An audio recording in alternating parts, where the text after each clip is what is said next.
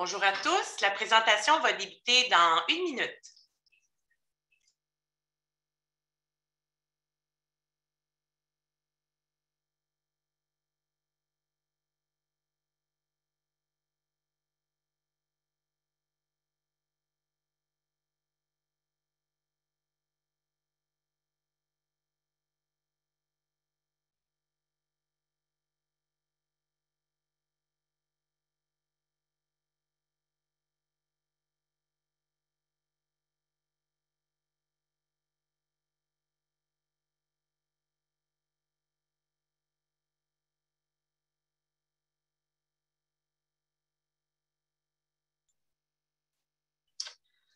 Alors, bonjour tout le monde. Bienvenue à cette web-diffusion intitulée « Vaccins contre la COVID-19 et les cancers du sang, ce que vous devez savoir ». Alors, que savons-nous actuellement sur l'efficacité et l'innocuité des vaccins contre la COVID-19 pour les personnes qui sont touchées par un cancer du sang? Que pouvez-vous faire pour vous protéger? Ces questions seront répondues par le Dr Michael Sebag, qui est hématologue au CUSUM, qui parlera également de la première étude pan-canadienne en cours pour orienter les politiques de santé publique pour les personnes atteintes d'un cancer du sang à la suite d'une vaccination contre la COVID-19. Il est maintenant temps de débuter la présentation. Je me présente, Pascal Rousseau. Je suis la chef des services à la communauté pour la division du Québec de la Société de leucémie et lymphome du Canada. Je serai votre modératrice à cet événement en ligne.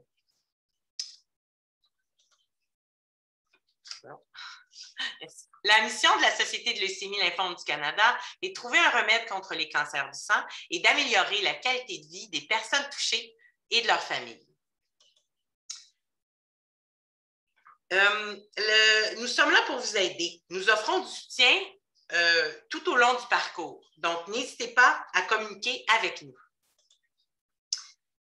Notre site Internet, cancerdusang.ca, regorge d'informations et de ressources. Par exemple, vous trouverez des brochures et des fiches d'information gratuites sur les cancers du sang, les traitements et l'information pratique.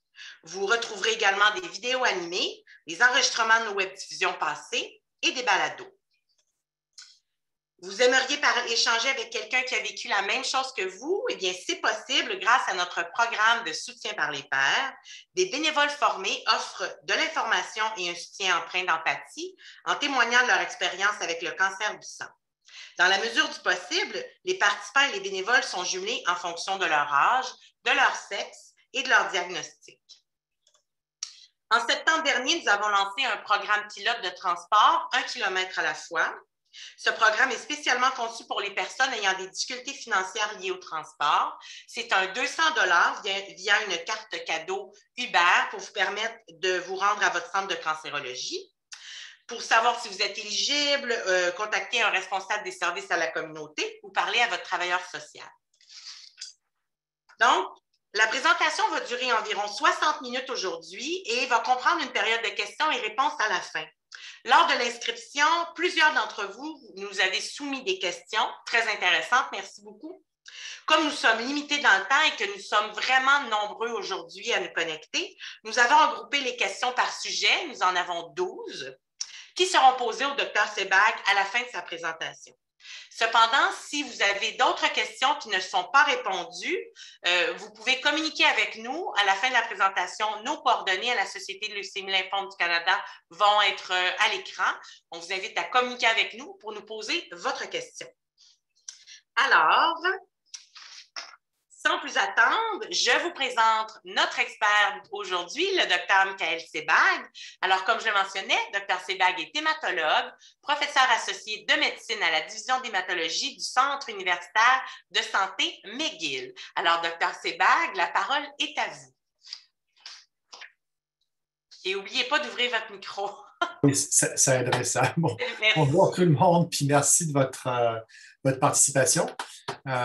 J'espère quand même vous informer à propos, comme Pascal a mentionné, sur l'état des vaccins contre la COVID et leur utilité chez les patients qui ont des cancers hématologiques. Voilà mes divulgations financières et prochain. Donc, les objectifs de cette session seront les suivants. On va parler d'abord de l'efficacité, la sécurité ou surtout l'efficacité des vaccins contre la COVID pour les patients qui ont un cancer du sang. Est-ce que ces patients sont capables de répondre aux vaccins? Et parmi les patients qui ont un cancer hématologique, on discutera spécifiquement de lymphome, myélome et de leucémie et un petit peu sur les patients ayant reçu des greffes autologues allogénéiques ou des thérapies immunitaires cellulaires comme CAR-T. On parlera d'une étude en particulier qu'on vous propose à travers le Canada ou presque à travers le Canada pour cette population.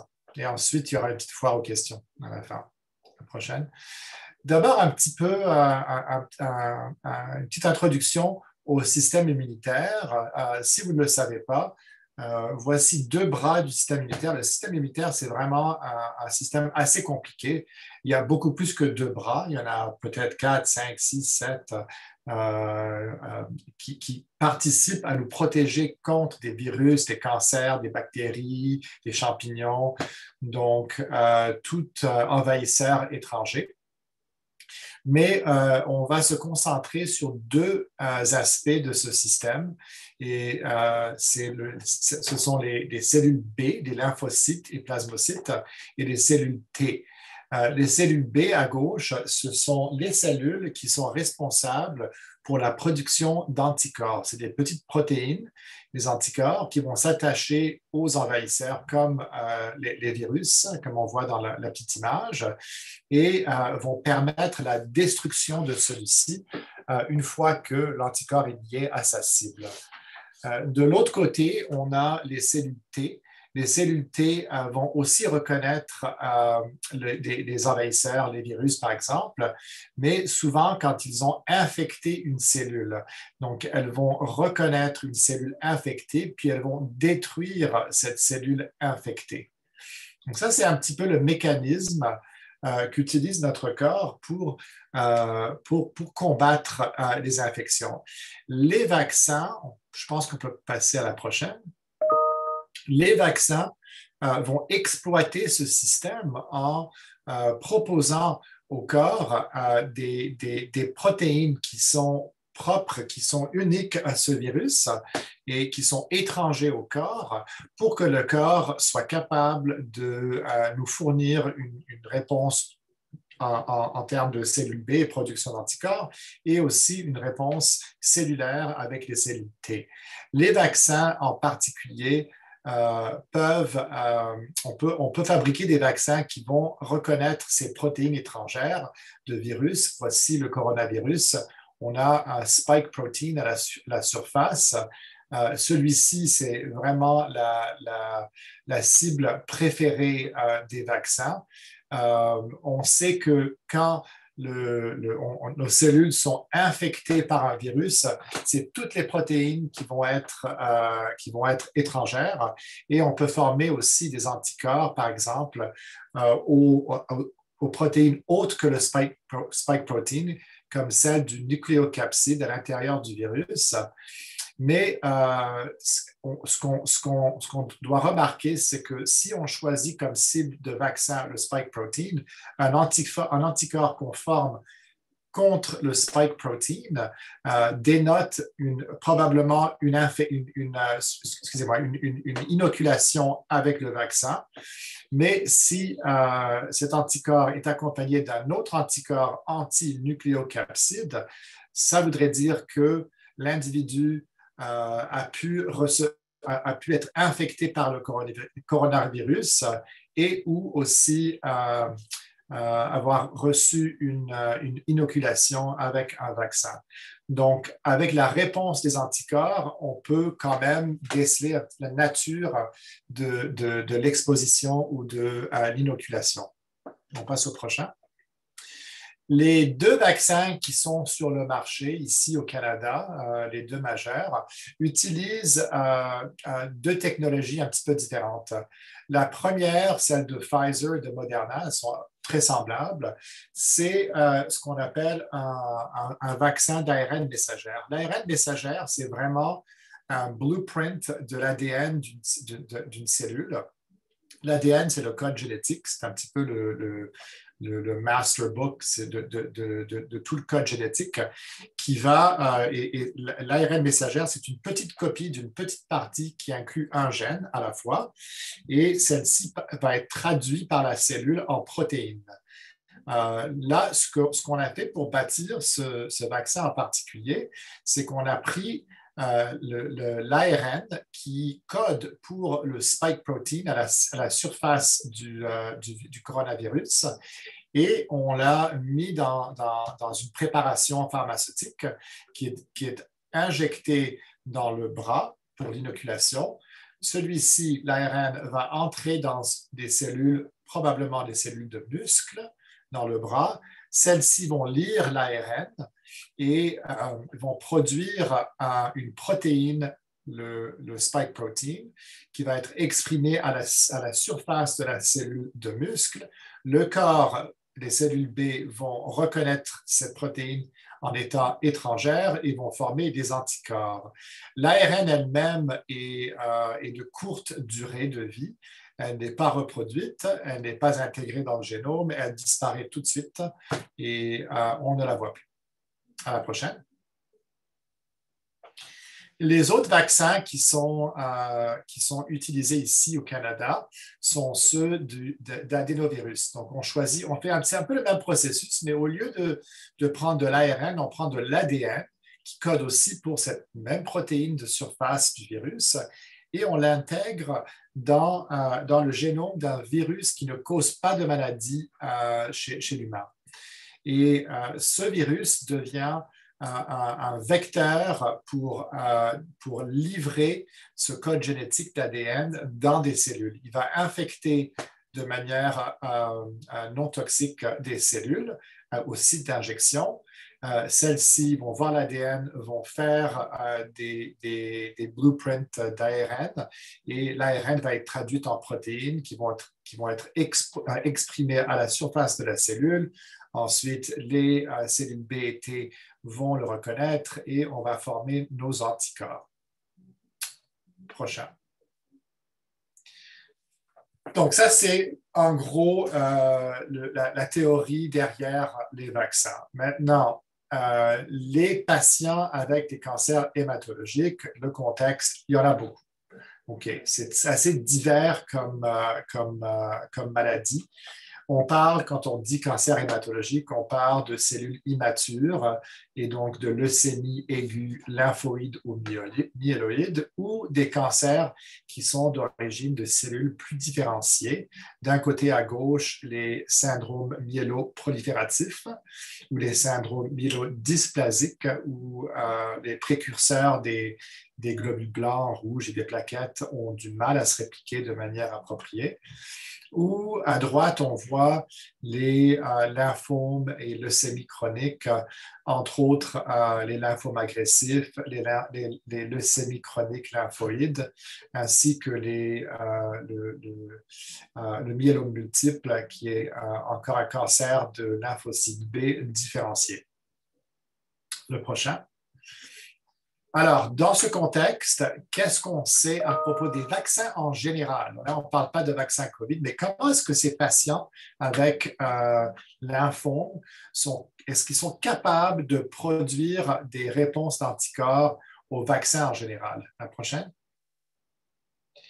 Et si on regarde le vaccin de la grippe, ça, c'est des vaccins qu'on donne à toutes les années, et on regarde des patients qui ont des cancers hématologiques, on voit que la majorité de patients qui ont un cancer hématologique qui ne sont pas traités peuvent avoir une réponse adéquate aux vaccinations contre la grippe.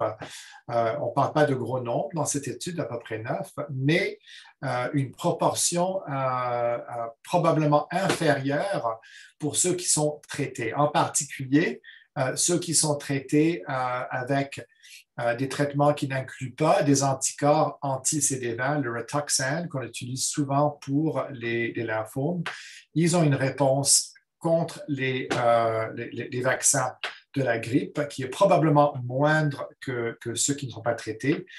Et ceux qui ont reçu un traitement anti-CD20, donc le Rituxan, si le traitement est actif, donc il est donné en temps réel, durant ou juste après, ou juste avant plutôt, la vaccination contre la grippe, on voit que les taux de réponse à ce vaccin sont nettement inférieurs. On parle de 12% pour un traitement qui est en même temps et qui augmente à 75% si on attend 12 mois après la dernière dose de ces traitements anti-CD20. La prochaine. En ce qui concerne le myélome multiple, le prochain. On sait que les patients avec myélome multiple, d'abord, ont un taux de risque d'infection plus élevé que la population.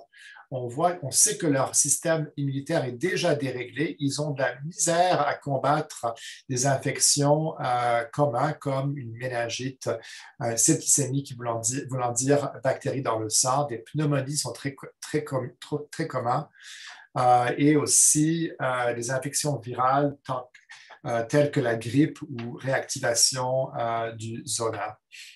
Prochain. Et on sait que les patients avec myélome, quand on les vaccine avec certains vaccins, par exemple le pneumocoque, la grippe, le méningiocoque, on trouve que leur réponse au vaccin est diminuée. Le pneumocoque, par exemple, donne des taux de réponse vaccinale de 30 à 57%. Tandis que celui de la grippe, on vient d'en parler chez les patients avec lymphome, on trouve aussi une réponse réduite de 20 à 40% chez ces patients. On sait que certains traitements vont contribuer à cette diminution ou cette réponse inadéquate. Les traitements immunomodulateurs comme le Revlimid ou le Pomalyst, c'est inconnu. Le bortezomib, un inhibiteur de la protéasome, on trouve qu'il y a une diminution d'anticorps protecteurs et les autres sont un petit peu inconnus. Prochain. Là, qu'est-ce qu'on sait à propos des vaccins COVID chez nos patients? Prochain. OK.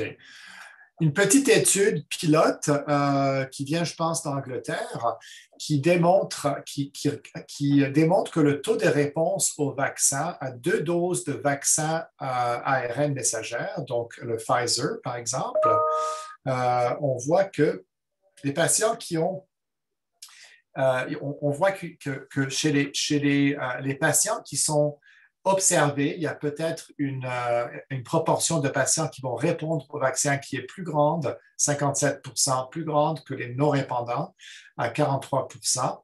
Et ceux qui reçoivent un traitement actif, c'est à peu près 50%. On trouve que dans les sous-types de cancer, par exemple les leucémies chroniques, que les répondants sont peu. 20% de cette population a répondu au vaccin. Et d'autres cancers comme les lymphomes et myélomes multiples, c'est un petit peu plus élevé. Les lymphomes à 52% vont être parmi les répondants. 66% des patients avec myélomes multiples seront répondants.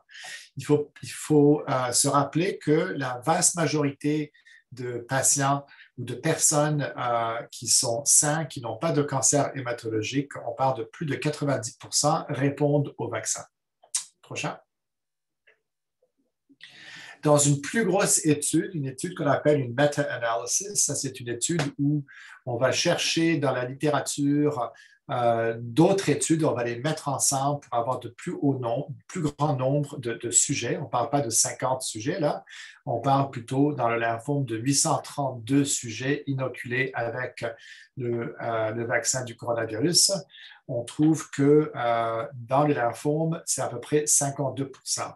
Chez les leucémies lymphoïde chronique, chez 921 sujets, on trouve des taux de réponse de 42%. Les dyscrasies plasmocytaires, ça c'est le myélome, par exemple, chez 611 patients, on voit un taux de réponse de 66%. C'est un petit peu mieux chez les cancers non lymphoïdes. Il ne faut pas oublier que les cancers de cellules lymphoïdes comme le myélome, les leucémies chroniques lymphoïdes et le lymphome, c'est ces mêmes cellules qui sont responsables pour la réponse au vaccin. Donc, la biologie puis la physiologie de ces cellules sont perturbées. Les cellules normales sont perturbées. C'est la raison pour laquelle on voit des taux de réponse qui sont inférieurs. Par contre, les cancers myéloïdes, donc ça c'est les cellules du système immunitaire qui ne participent pas à la réponse vaccinale, eux ont des taux de réponse au vaccin qui sont plus élevés. On parle de 83 à 86%. Le prochain. Et là encore, quand on regarde le risque, par exemple, comparé au contrôle sain, on trouve qu'il y a une réduction chez les patients en gros avec cancer hématologique de 50%. Et pour les patients qui ont des cancers hématologiques, traitement versus non-traitement, on trouve une réduction aussi d'à peu près 50%. Les réponses, encore une autre étude en regardant les deux doses de vaccin. Si on regarde la première dose, on trouve que chez les contrôles sains, la première dose, on voit une réponse au bout de 3 semaines de 82%. Donc, 82% des patients vont démontrer une réponse vaccinale où on peut mesurer les anticorps anti-COVID à un certain niveau, à un certain seuil. Et si on attend quelques semaines de plus, ce niveau diminue avec le temps s'il n'y a pas de deuxième dose, ce qu'on appelle un boost. Un boost à 21 jours, on voit que 100%, c'est encore un très peu nombre de sujets, mais 100% vont avoir un taux de réponse. Cancer hématologique, tout de suite, d'emblée, on voit la première dose à 3 semaines, 50% dans cette petite étude. Et puis, après 5 semaines suivant la première dose où il n'y a aucune autre dose, on voit une diminution de 33%. Et si on donne un boost à 21 jours dans cette étude, le 50% augmente à 75%. Ce n'est pas 100%, mais c'est beaucoup mieux. Prochain. Alors, où est-ce qu'on en est avec la 3e dose de vaccin? Bon, la 3e dose de vaccin, pour le moment, on le recommande pour tout patient qui est immunocomprimé au Québec. Et ça inclut des patients qui sont sous traitement pour leur cancer activement ou 6 mois avant la fin de leur traitement. Alors, toute chimiothérapie, thérapie ciblée, et immunothérapie. Tout patient ayant subi une greffe allogénéique au cours des 3 dernières années ou qui sont encore sous traitement immunosuppresseur pour chronique post-greffe. On recommande une 3e dose pour des patients qui ont eu une greffe autologue des cellules souches au cours des 2 dernières années. Tout traitement immunoeffecteur comme CAR-T. Et de plus, on va le recommander aux patients qui ont reçu des agents anti-CD20 tels que le Rituxan pendant les 12 mois suivant le traitement. Et aussi, il y a bien sûr autres facteurs de risque qu'on vient d'annoncer, par exemple, les patients aînés qui résident dans des soins à longue durée et des maisons de retraite. Ça, c'est un petit peu plus nouveau. Mais en termes des patients avec cancer hématologique, ça comprend à peu près tout le monde qui reçoit un traitement actif ou qui a reçu un traitement dernièrement selon les critères que je viens d'énumérer. Prochain. Est-ce qu'on peut se faire tester comme ça? Est-ce qu'on peut trouver, par exemple, un centre ou un laboratoire qui peut tester nos anticorps pour nous informer est-ce que le vaccin fonctionne? Oui. Le seul test qui est approuvé au Canada, qui est disponible en laboratoire, c'est les tests d'anticorps, les tests humoraux ou des tests anticorps. Mais comme je vous ai expliqué au début, il y a probablement, de toute probabilité, deux façons de répondre à ces vaccins. Un, c'est les anticorps et l'autre, c'est l'immunité cellulaire, dont les cellules T. Et ce test, ce dernier, n'est pas pratiqué, n'est pas disponible. Le test des anticorps est disponible dans le privé. C'est quelque chose qu'on peut se payer chez Dynacare, par exemple. Un test qui coûte entre 80 et j'ai vu aussi dans les centaines de dollars, dépendant du laboratoire qui l'effectue. Mais je ne suis pas certain que l'interprétation de ce test et que les seuils qui vous seront donnés vont refléter la réalité et et seront une bonne mesure de votre immunité contre le coronavirus. L'autre façon de savoir si on est immun, c'est de participer à une étude clinique. Alors, je vais vous parler de l'étude VIP. C'est la prochaine diapo. Oui, prochain. OK, alors ça, c'est une étude qui est subventionnée par l'Agence de santé publique du Canada et qui a trois investigateurs principaux. Au Québec, c'est moi-même. En Ontario, il y en a deux, c'est quatre, alors il y en a deux, à Toronto et Ottawa, et aussi à Vancouver, excusez-moi, Edmonton, en Alberta. Il y a d'autres sous-investigateurs dans d'autres centres de cancer au Québec, en Ontario, en Nouvelle-Écosse et Alberta et aussi en Colombie-Britannique, Saskatchewan, etc. Donc, il y a d'autres points d'accès pour cette étude. Prochain. OK. Alors, si ça vous intéresse, et je vais vous expliquer un petit peu l'étude, l'avantage de participation, c'est que vous contribuez quand même à nos connaissances, à nos données pan-canadiennes qui vont informer la santé publique. L'étude va vraiment, elle mise non seulement de voir le pourcentage parmi vous qui répond au vaccin, mais aussi la durée de cette réponse avec le temps, l'efficacité d'une troisième dose et aussi la durée de cette troisième dose. Est-ce qu'il faudra une quatrième dose dans 6 mois ou dans 8 mois ou dans un an? On ne le sait pas encore. Et donc, cette étude va nous aider à déceler un petit peu cette problématique et à nous informer pour faire des recommandations en termes du dosage.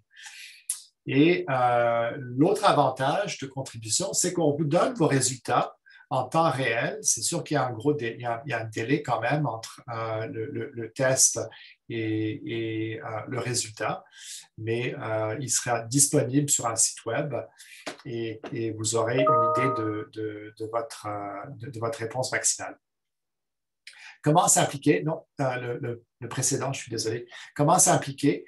Vous pouvez aller directement sur le site web et puis le site web est indiqué ici sur le diapo. Et il sera ouvert pour les patients du Québec, je pense, demain ou après-demain. On attend encore la modification du site web. Vous verrez un petit bouton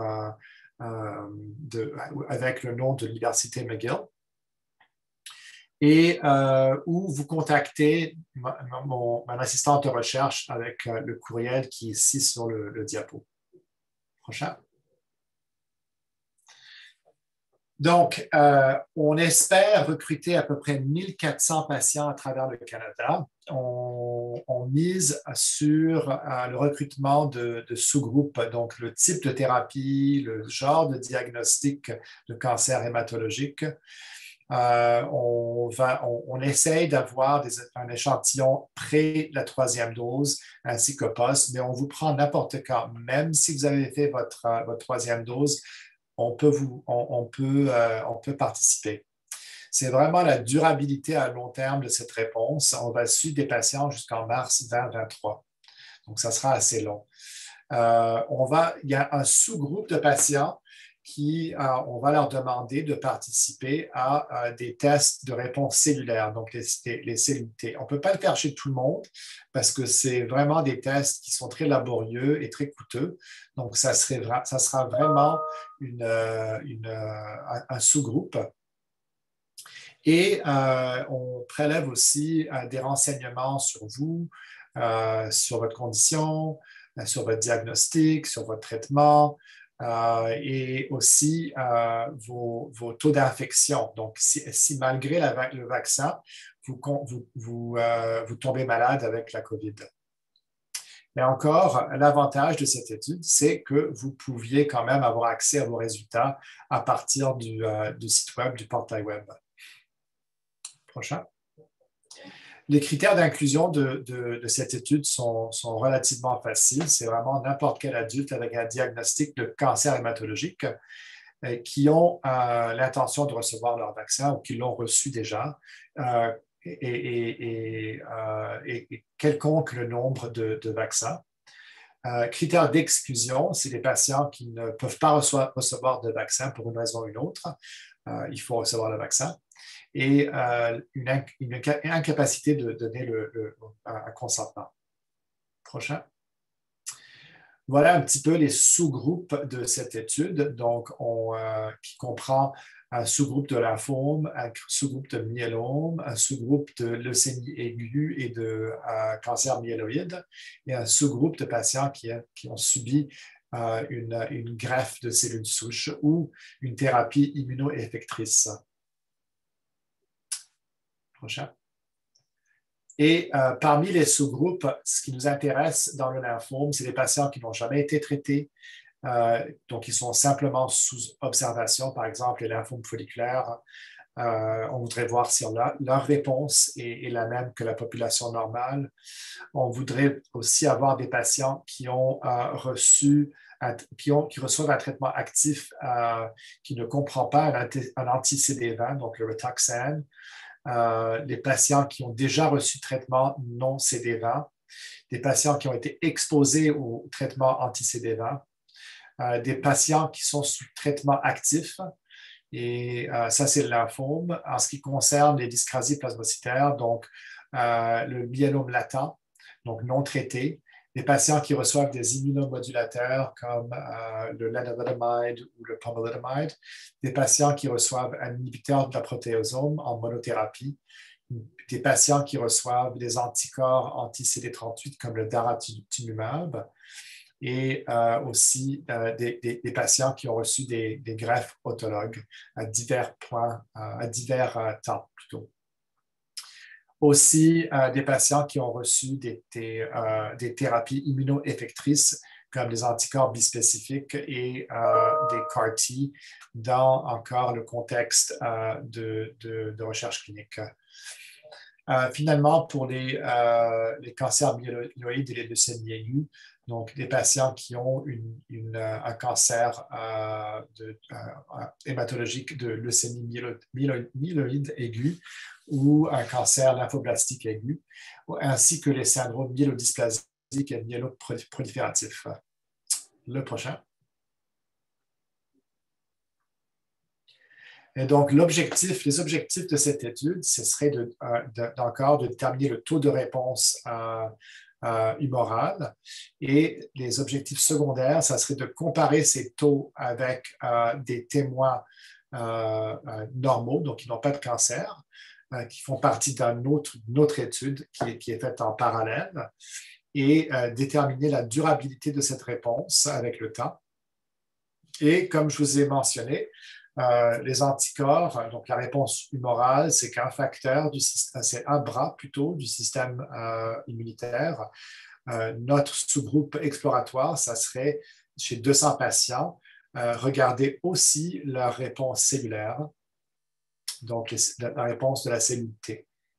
Le prochain.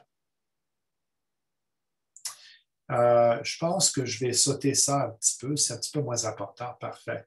Et donc, la taille, nos groupes, on espère recruter assez rapidement 378 patients avec lymphome, 378 avec myélome, 216 avec leucémie myéloïde aiguë, thérapie cellulaire 54 patients, greffe autogénique 162 et allogénique 216. En total, pour le Québec, on espère à peu près 300 patients. Et donc, comment est-ce qu'on fait pour participer? Qu'est-ce qu'il faut faire? Encore, comme je vous ai dit, ça serait ou envoyer un courriel à la coordinatrice, si vous êtes ici au Québec, mais si vous êtes en Ontario, le site web vous indiquera exactement où participer. Si vous êtes ailleurs au Canada, c'est pareil, le site web va vous diriger. Il y a un questionnaire de base pour voir si vous êtes éligible. Il y a une série de questions sur les effets secondaires du vaccin et il y a des questionnaires pluriels de suivi à temps prédéterminé. Pour mesurer vos taux d'anticorps, c'est relativement simple. On n'a pas besoin d'une prise de sang.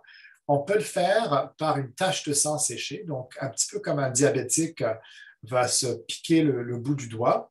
Une fois que vous piquez le bout du doigt avec une petite lancette qu'on vous donne, qu'on vous fournit, vous allez mettre cette petite goutte de sang sur une petite carte qui va sécher et vous l'envoyez par la poste avec une enveloppe qui sera timbrée.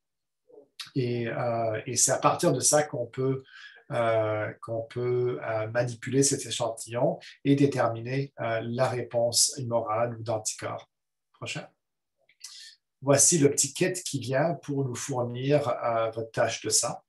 Donc, il y a divers composants, incluant un manuel d'instruction qui sera en français, qui est en traduction.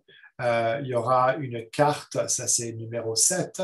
Il y aura une petite lancette, c'est numéro 10 et 11, un petit tampon d'alcool pour stériliser le doigt, un petit pansement, 15 et 16 pour mettre après sur le doigt si nécessaire, ainsi que les enveloppes, on voit ça, 1 et 2, qui seront pré-timbrées. Prochain.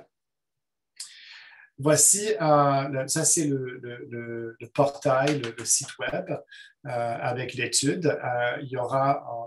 On est en train de le traduire en français maintenant. Il y aura un petit onglet avec la version française et où il y aura des renseignements et on peut aussi s'inscrire, un gros bouton rouge à droite, Enroll Now, où vous pouvez mettre votre nom, vos coordonnées, etc. Vous pouvez aussi télécharger le formulaire de consentement pour votre région et le signer et nous le rendre. Prochain. Une fois que vous êtes enregistré, vous allez recevoir un courriel avec un code. Ce code que vous voyez au milieu de ce courriel, VIP.2109, etc., c'est votre code de participation. L'étude est anonyme. Les coordinateurs centrales de l'étude ne connaissent pas votre nom, ni votre adresse, ni votre numéro de téléphone. Ils n'ont aucun moyen de faire le lien entre votre participation et le code et vos données démographiques. Les coordinateurs locaux, oui, bien sûr, on garde vos renseignements pour communiquer avec vous. Mais c'est ce chiffre identifiant avec lequel vous communiquez avec nous, c'est celui-ci qui vous identifie dans toutes vos communications. Prochain. Alors, une fois que vous recevez ce code, vous avez à répondre à tous les questionnaires. Ils vont vous donner un lien pour les questionnaires. Ensuite, on vous demande de faire un échantillon, une prise de sang pour voir vos niveaux d'immunoglobuline générale. Si ce n'est pas déjà fait, souvent les patients ont déjà surtout les patients avec myélome, on le fait à chaque mois. Mais pour les autres, on le fait une fois. Ça se fait chez vous, près de chez vous, CLSC ou dans vos cliniques de cancérologie. Et on vous envoie aussi le kit donc avec la carte et les lancettes pour envoyer vos échantillons de sang séché. Prochain. Et voici quelques échantillons des questionnaires. C'est vraiment assez simple.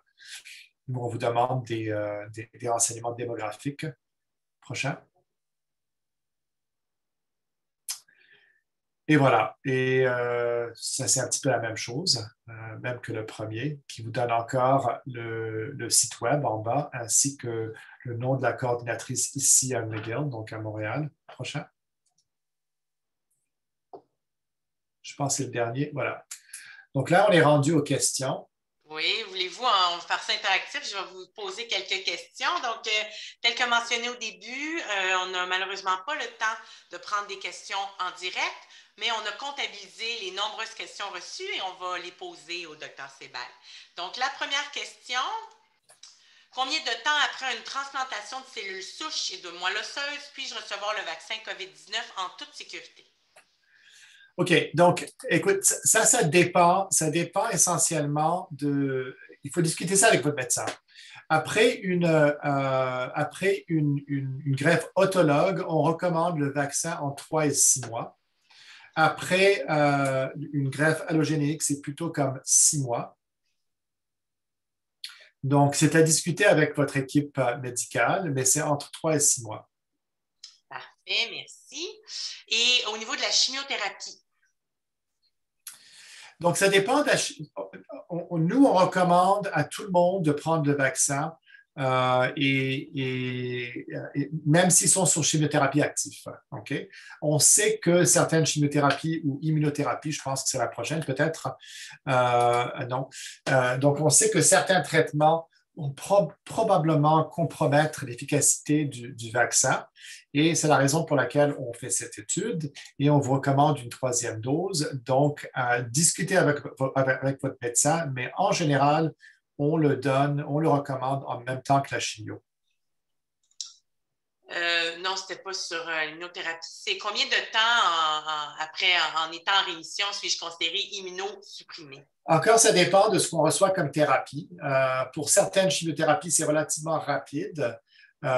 Pour les greffes autologues, on parle de 3 à 6 mois au moins. Les allogéniques, probablement 12 mois. Pour les thérapies anti-CD20 comme Rituxan, minimum 6 mois après la dernière dose, probablement 12 mois même, on sait qu'on compromet les réponses vaccinales. Donc, ça peut être relativement long, mais ça dépend encore de ce qu'on reçoit comme thérapie. Quel est l'impact du vaccin sur les cancers du sang, mais qui sont plus chroniques, la LLC, la LMC, les lymphomes non-hodgkiniens? Encore, c'est un petit peu comme ce que j'avais parlé tantôt, c'est qu'on sait qu'il y a un impact où il y a une diminution, surtout la LLC, beaucoup moins la LMC, et beaucoup moins les lymphomes folliculaires non traités. Mais l'impact dépend du diagnostic, l'impact dépend de la thérapie active ou antécédente. Et donc, c'est relativement vaste. Oui, il y a une diminution de l'efficacité vaccinale, mais celle-ci peut varier dépendant du diagnostic et du traitement. Excellent, merci. Le vaccin de rappel augmentera-t-il mon niveau de protection? Et si oui, à quel niveau? On ne sait pas. On sait que oui, après un vaccin, comme je vous ai montré, il y a une réponse sous-optimale. Après le 2e vaccin, on augmente cette réponse, mais ce n'est pas à 100%.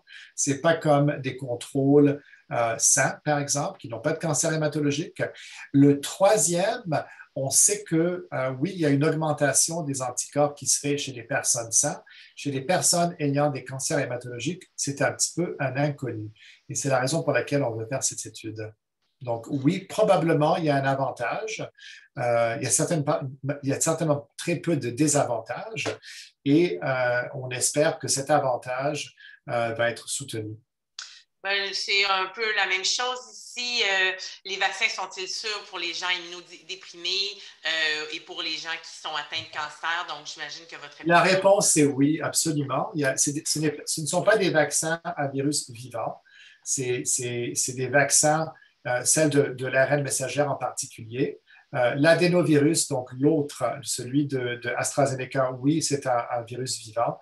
Donc, on a eu tendance à ne pas le donner aux patients qui sont sous traitement actif ou qui ont récemment reçu une greffe. Mais l'ARN messagère, c'est le précurseur, si vous voulez, d'une protéine. Ce n'est pas un agent infectieux et donc il n'y a pas de risque en termes de patients avec immunosuppression. Excellent, merci.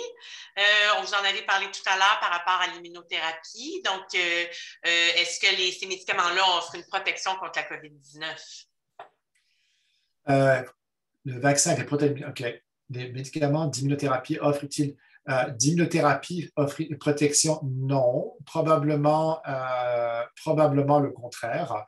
On sait très bien, je ne vous ai pas montré ces diapos, que des patients qui sont sur un traitement immunosuppressif ont un taux de mortalité avec la COVID-19 elle-même, pas le vaccin. On parle du virus qui est plus élevé, jusqu'à 30% chez certaines populations. Donc, un taux de mortalité de 30% pour patients ayant un cancer hématologique sous traitement. OK, parfait. Vous en avez parlé un peu, s'il est possible de se faire tester pour voir si nous avons obtenu l'immunité après le vaccin COVID-19.